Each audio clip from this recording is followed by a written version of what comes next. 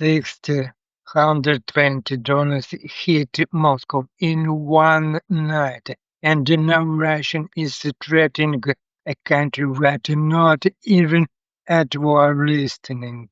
I need your picture for me for a second because the scale here is genuinely wild.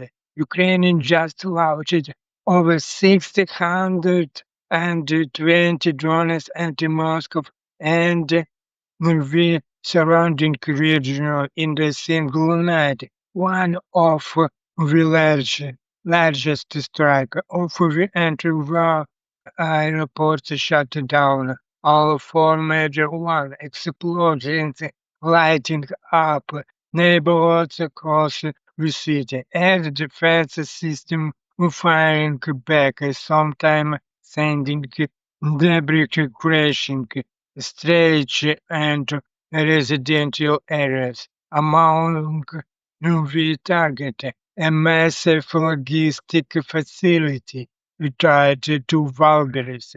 Think of it as Russian version of Amazon.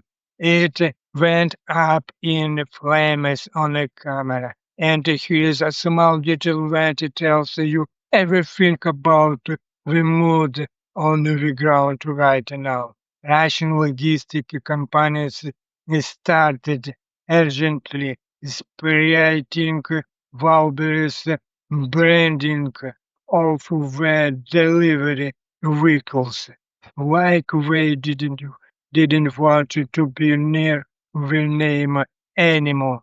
But this story doesn't stay contained to Russia. It jumps borders fast because reports confirmed something new. British-made drones were used in these long-range strikes for the first time, and Russia's response was immediate.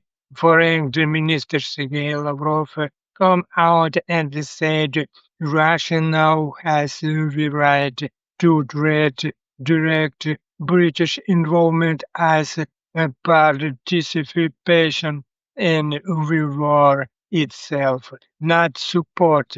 Participation.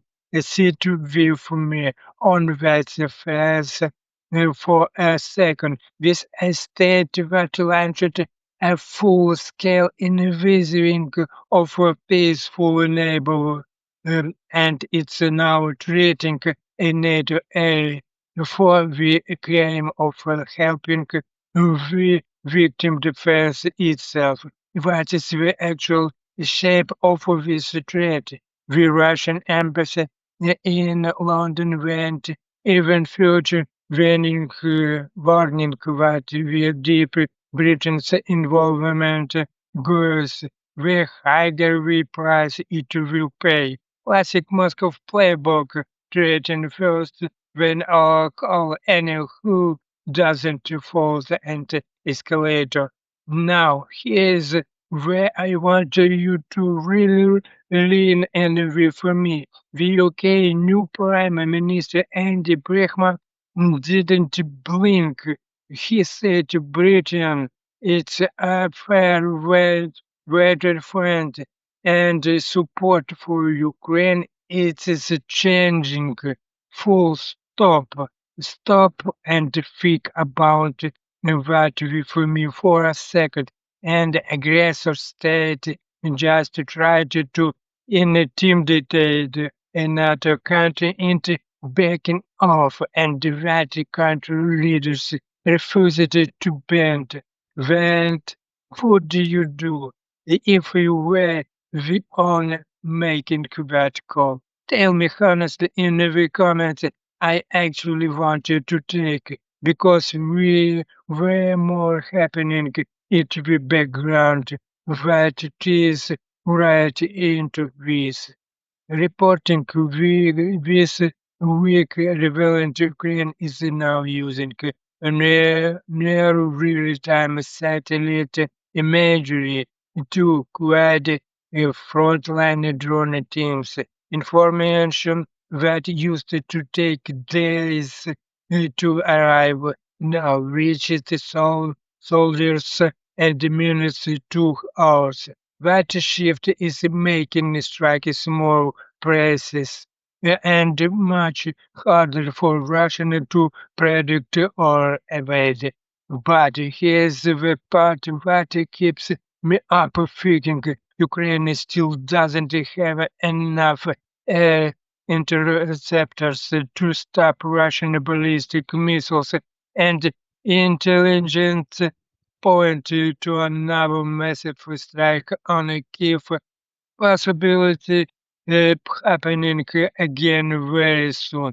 Expect a warning this coming winter could be brutal, precisely because what gap in air defense has closed. So you have got Ukrainian leading devastating blows deep inside the aggressors over the territory on one hand, and on the other, Kiev itself was still sitting exposed night after night without the shield and actually needed to stop the missiles Russia keeps sending at civilians. Here's my honest read on all of this. When a terrorist state escalates to threatening on a for simply standing because the country it it invaded. That's not a gray area. That's Russian doing what Russian always does, trying to isolate anyone who helps Ukraine one treat at a time. So tell me, if your country got treated like this just for standing by an area being invaded, would you want your leaders to fold or hold the line the way Brigham just did? Drop your answer below. I really wanted to know where you stand on this.